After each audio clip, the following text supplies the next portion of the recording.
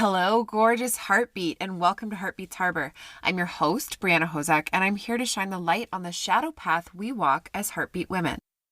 Women rising into leadership roles as lightworkers, changemakers, world shakers, or as I call us, heartbeats, do not have an easy path to walk. It often feels lonely, painful, and unique, but I'm here to help you see how very not alone you are, and how beautiful the shadows surrounding you actually are when you love and integrate them on your healing journey.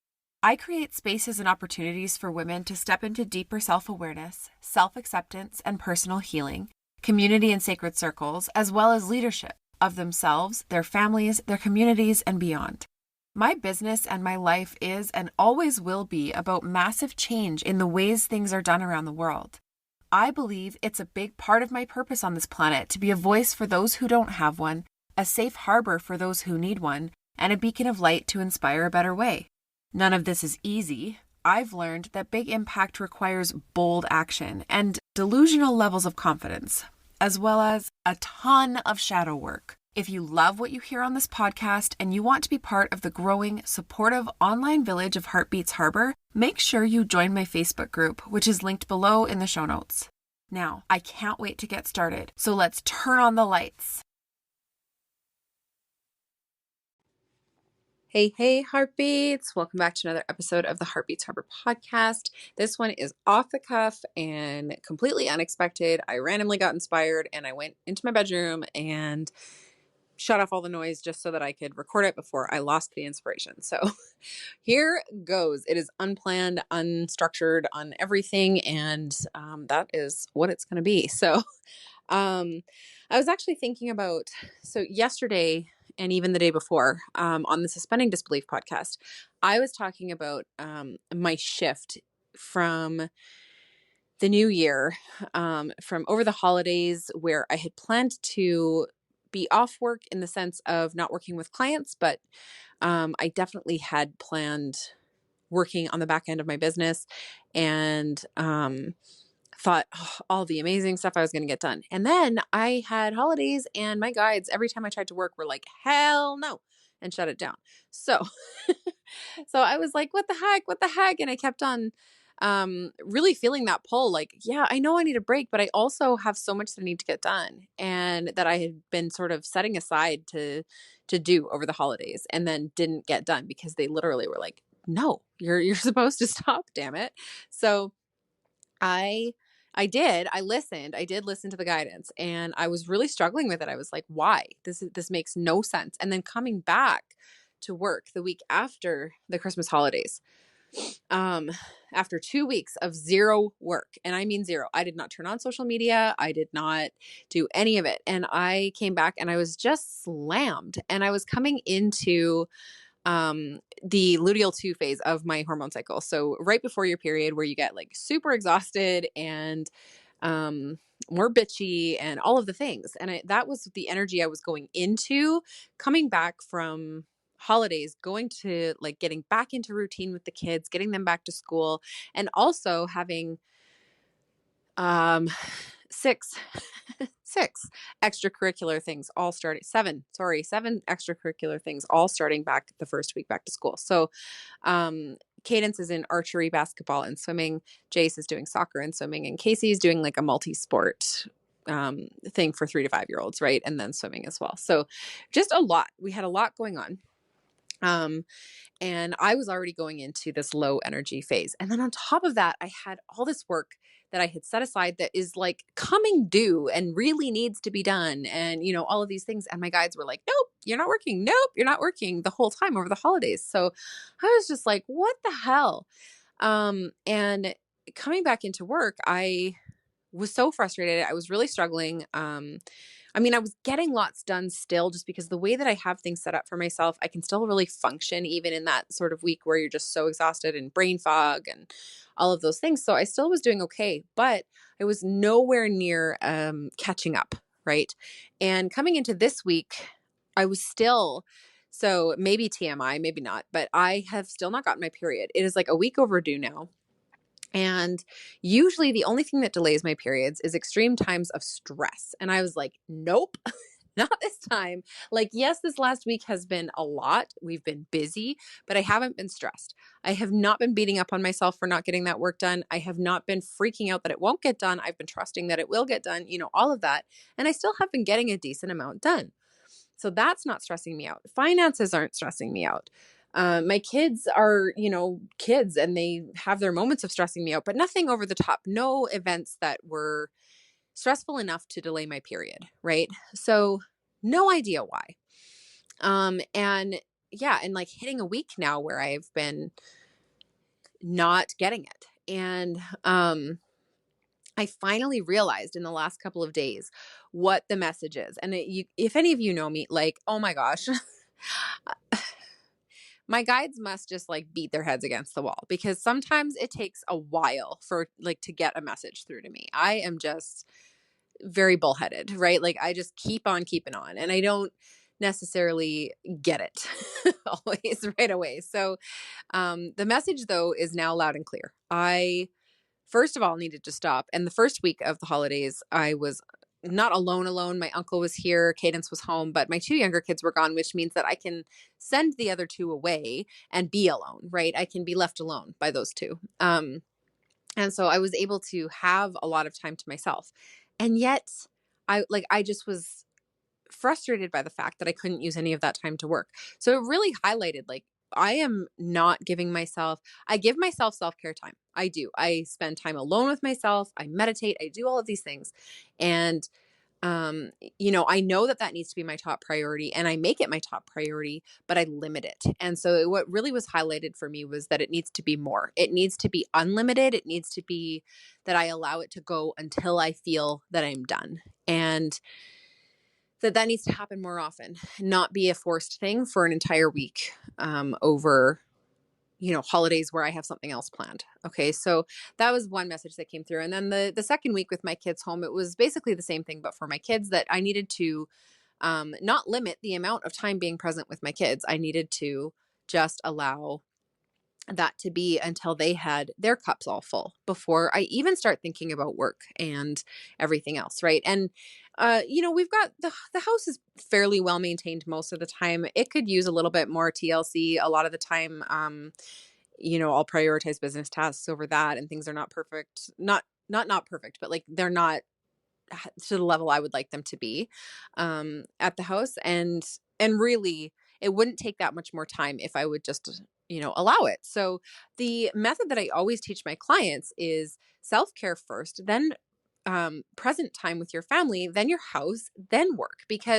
And here's the reasoning why, because we can't pour from an empty cup. So we pour into ourselves first. And then our top priority beyond ourselves needs to be our family. Of course, they're, especially our young kids and stuff like that, and our partners, but we need to be present with them. They are our priority. They are the whole reason that we are, trying to create change in the world, that we are, maybe chose to be entrepreneurs. For me, for myself, it was, I wanted to be home with my kids, right? That was like the first reason that really drove me to do it. Before I even got passionate, before I even wanted to create change, all of that, it was because I wanted to be at home with my kids. So for it not to be a priority to be present with our family over work is a mistake, right? If that is what we're doing it all for, then we really need to focus on that. And I know I'm not the first one to say that, but these lessons are coming in loud and clear. And so I feel like there's just this urge to share them. So anyways, the message was clear, right? That I needed to stop limiting that time with them so much. And I spent that week, and that was fine. And then coming back, I was like, why is it still like I'm still struggling to have this time to work? And this week has been extra. So this week is actually the week of January 13th to, I believe, 17th is the Monday to Friday. And we are here in Alberta, and maybe it's not even all of Alberta, but it's our school district.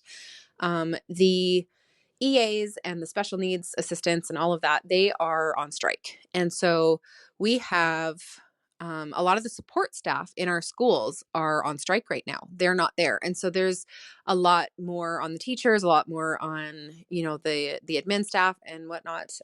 And certain programs are not running. A lot of extracurricular activities at the schools are shut down. A lot of daytime programming during the day. Like there are a lot of the special needs students can't even go to school right now because their assistants, their supports and aides are not there.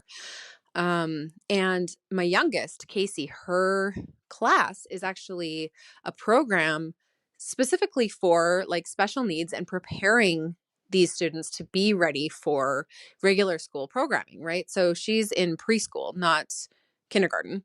And she is, she barely cut the she barely made the bar to be able to be in this class. She doesn't really have any like deficiencies or struggles or anything like that, but she had maybe a little bit of a mild speech delay or some struggles with her speech. But the reason I wanted her to be accepted into this program is because it's in the same building as my son's school, so it doesn't mean me driving to multiple locations, right? So it was just a matter of getting her into some social situations and all of that. And I thought, you know what, it's great for her to have that experience with students who have different abilities and different strengths and weaknesses and whatever. So anyway, she's in that program and her program is completely shut down while they're on strike. So she is just home with me and, we're that's great. I don't really have a problem with her being home with me. However, I have sort of structured my work hours based around when she's at school, right? So that 2.5 hours that I usually have each day is my silent time. And I have been using it solely for work, first of all.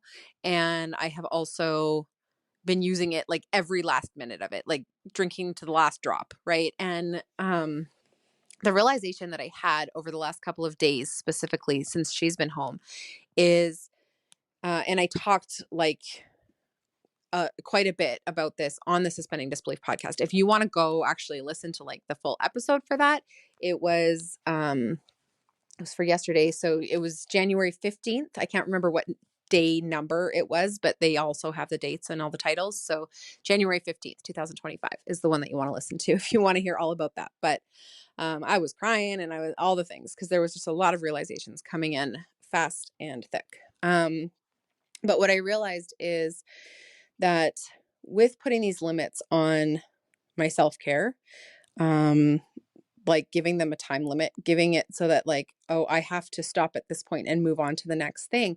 And there are some things where that has to happen. So for example, with my self-care, getting up in the morning early so that I can do that on my own and then having a time limit because I need to get the kids up for school, that's fine, right? But then coming home and being, deciding that just because it's silent in the house, that means I need to work for that every last minute of that 2.5 hours while Casey is at school. If my self-care wasn't done, that should not be the priority. The priority should be on finishing my self-care, on allowing myself to continue until I am full to the brim, right? And then I realized when Casey's home, whether it's during this strike and she's home during those hours, or when she's home, when I go pick her up at the end of those hours and she's home for the rest of the afternoon by ourselves, her time with me one-on-one and me being present with her should not be limited. It should not be like, okay, well, we'll do one activity together and then I'm going to work for the rest of the day while you watch shows or while you entertain yourself, right? And the realizations were very tied into some of the things that we did. So like we went swimming together. We had this deep, deep connection after spending some time together yesterday. And I could feel the difference in our bond in one day. Because I didn't put a time limit on that. We went as early as we could and we stayed as long as felt good until it was like, okay, well, we do have to leave by a certain point because otherwise we won't be able to pick your brother up from school, or whatever. But we stayed for so long and she was completely exhausted physically, and just in this very like quiet and calm energy. She took a nap on the way home. She cuddled with me for like an hour and she was so much more pleasant in the evening. And I could really feel the difference. And I had this was the big thing in the Suspending Disbelief episode is I've shifted from, I'm in month 10 now of this Suspending Disbelief challenge of 365 days of suspending disbelief. And my main focus has been on suspending disbelief about money. And I have had some massive transformations in that field over the last 10 months. And I've realized that the shift now needs to be on myself and my children as the priority, as like being present and all of this. And what actually set me to recording this episode was it's like noon. I finally went to go onto social media and just start engaging a little bit because I've got posts that like auto scheduled and were out and all of this, and I haven't done any of that and whatever. And I went on there, and the first thing that I saw was just a conversation in one of my spiritual circles. And one of the things that I talk about the most, right, and teach about is the sisterhood thing. Like, this has been the last few episodes that I've recorded for this podcast, and it's been like all of my content, all my blog posts, everything lately, having this sisterhood and this deep, deep connection with these other women. And it's really important. It really, really is. And what I realized though was that I'm,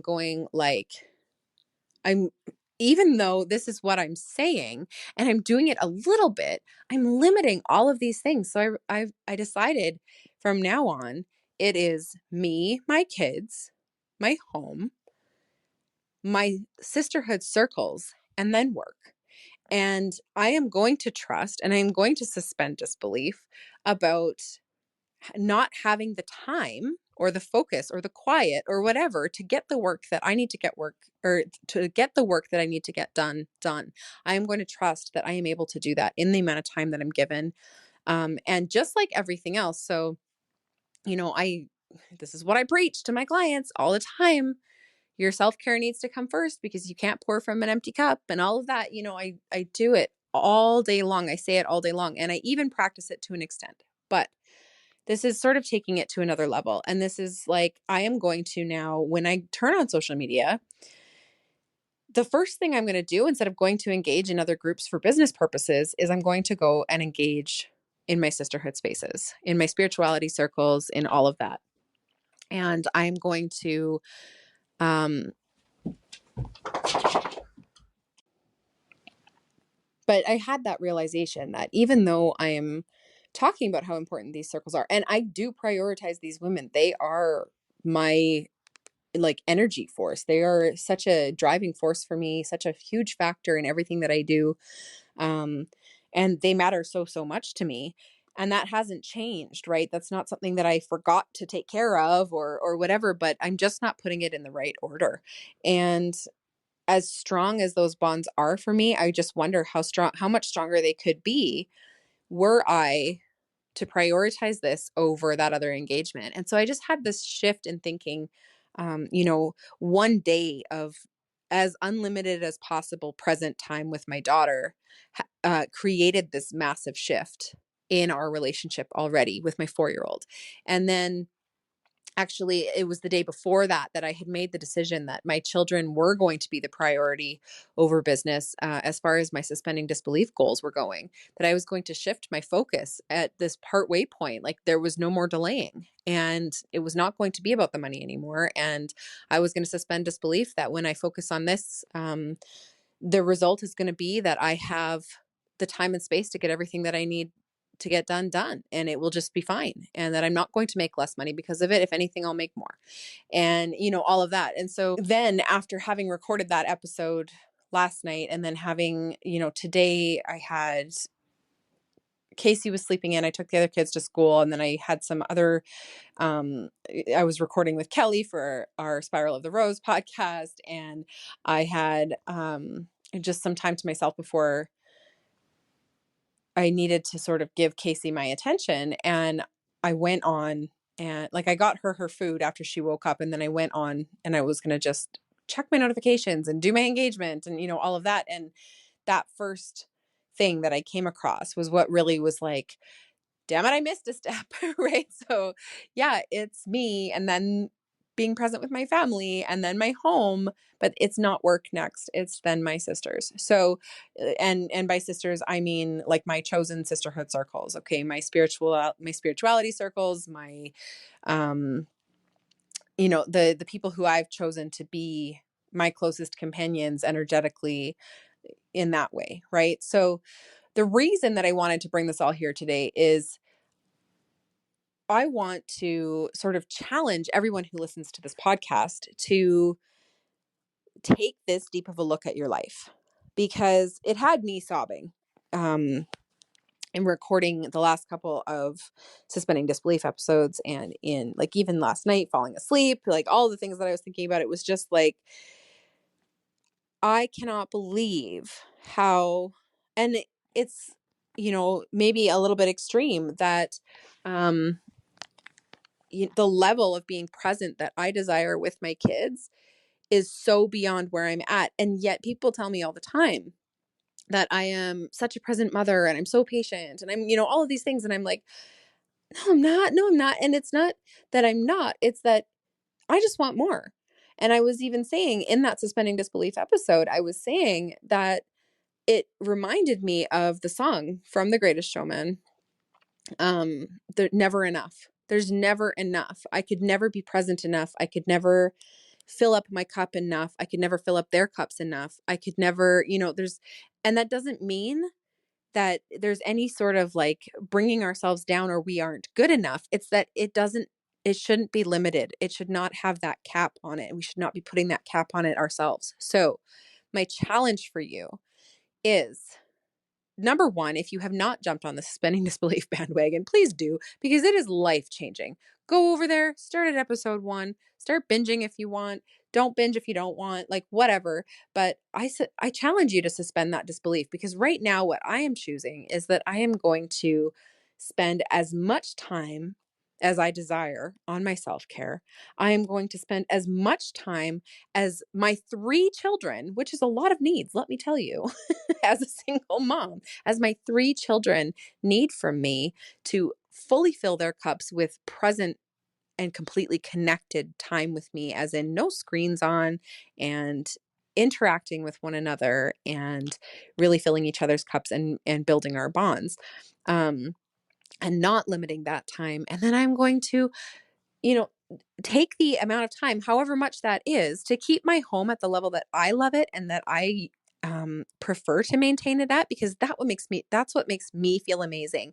And that's what makes it so that I feel 100% free in my mind to focus and get the direction with work that I need, and make everything happen that I always make happen, and that makes me the ADHD productivity queen and all of this stuff.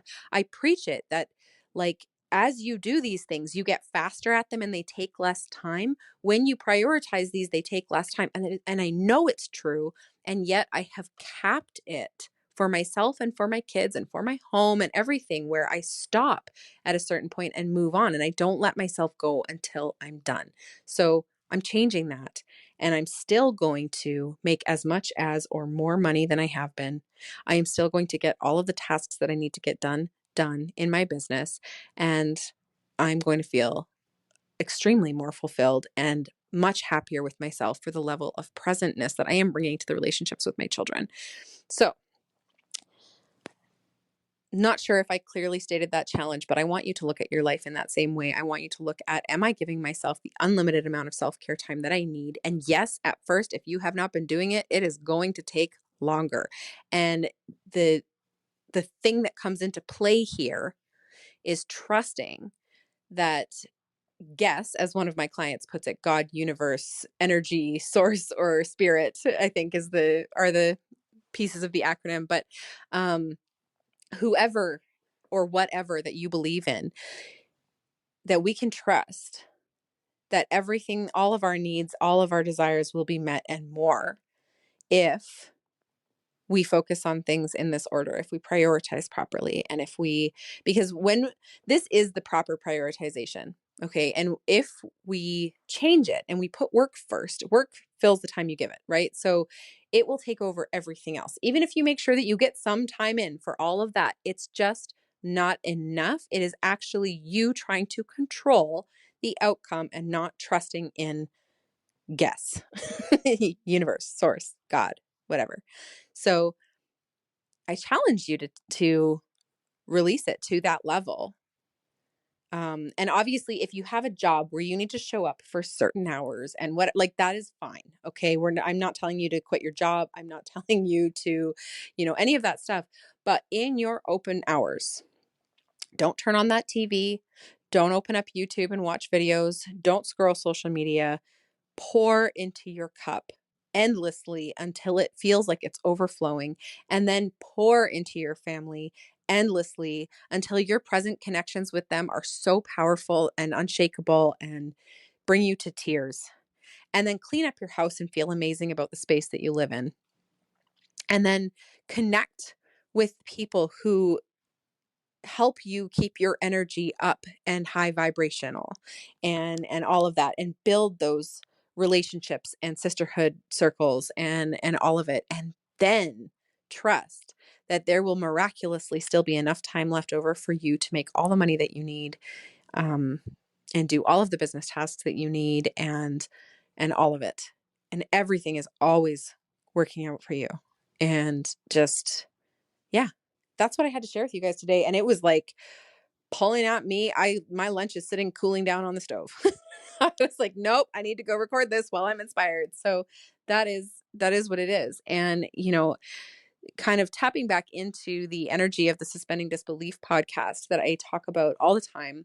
And I haven't, been saying the words every single time anymore, but some of the affirmations that I used in the Suspending Disbelief podcast are along these lines. So I choose to feel what I want to create.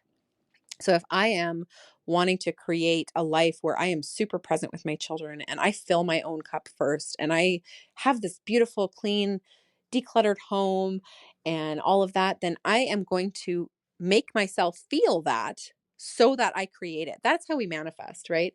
And then another very similar one is I trust myself to create the experiences that I want to have. And my success is inevitable. And when I talk about success, I don't just mean money. I never just mean money. My success is inevitable, and my success is here because I choose to prioritize what success means to me. And that means being present with my family, spending as much time on self-care as is needed to feel very taken care of and to feel filled up. And that no matter what, the money that I need and all of my needs and wants will be taken care of. That is inevitable. God, universe, energy, source, spirits, whatever it is that you believe in, they will help you take care of that if you prioritize the things that really matter most. So, off my soapbox now, and I will talk to you all next week.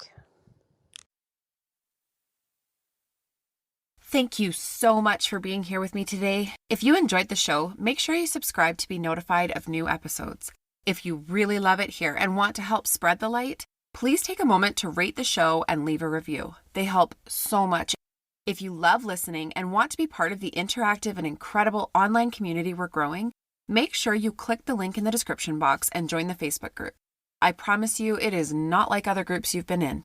Hope to meet you there soon, and I'll be talking to you next week, sending you all my love from my heartbeat to yours.